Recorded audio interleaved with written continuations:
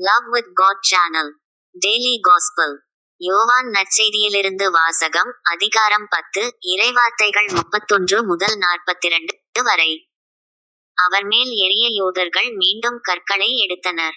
இயேசு அவர்களை பார்த்து, தந்தையின் சொற்படி பல நற்செயல்களை உங்கள் முன் செய்து காட்டியிருக்கிறேன். அவற்றுள் எச்செயலுக்காக என்மேல் கல்லெறிய பார்க்கிறீர்கள் என்று கேட்டார். யூதர்கள் மறுமொழியாக, நற்செயல்களுக்காக அல்ல, இறைவனை பழித்துரைத்ததற்காகவே உன்மேல் கல்லெறிகிறோம். ஏனெனில் மனிதனாகிய நீ உன்னையே கடவுளாக்கிக் கொள்கிறாய் என்றார்கள். இயேசு அவர்களை பார்த்து, நீங்கள் தெய்வங்கள் என நான் கூறினேன் என்று உங்கள் மறைநூலில் எழுதியுள்ளது அல்லவா? கடவுளுடைய வார்த்தையை பெற்ற கொண்டவர்களே தெய்வங்கள் என்று சொல்லப்படுகிறார்கள். மறைநூல் வாக்கு என்றும் அழியாது. அப்படியானால் தந்தையால் அர்ப்பணிக்கப்பட்டு அவரால் உலகுக்கு அனுப்பப்பட்ட நான் என்னை இறை மகன் என்று சொல்லிக் கொண்டதற்காக இறைவனை பழித்துரைக்கிறாய் என நீங்கள் எப்படிச் சொல்லலாம்?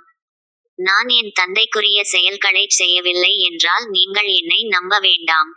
ஆனால் நான் அவற்றைச் செய்தால், என்னை நம்பாவிடினும் என் செயல்களையாவது நம்புங்கள், அதன் மூலம் தந்தை என்னுள்ளும் நான் அவருள்ளும் இருப்பதை அறிந்துணர்வீர்கள் என்றார். இதைக் கேட்டு அவர்கள் அவரை மீண்டும் பிடிக்க முயன்றார்கள்.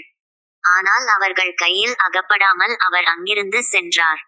யோர்தானுக்கு அப்பால் யோவான் முதலில் திருமுழுக்கு கொடுத்து வந்த இடத்திற்கு இயேசு மீண்டும் சென்று அங்கு தங்கினார். பலர் அவரிடம் வந்தனர். அவர்கள், யோவான் அரும் அடையாளம் எதையும் செய்யவில்லை, ஆனால் அவர் இவரைப் பற்றி சொன்னதெல்லாம் உண்மையாயிற்று என பேசிக்கொண்டனர். அங்கே பலர் அவரிடம் நம்பிக்கை கொண்டனர். இது ஆண்டவரின் அருள்வாக்கு. இறைவா, உமக்கு நன்றி.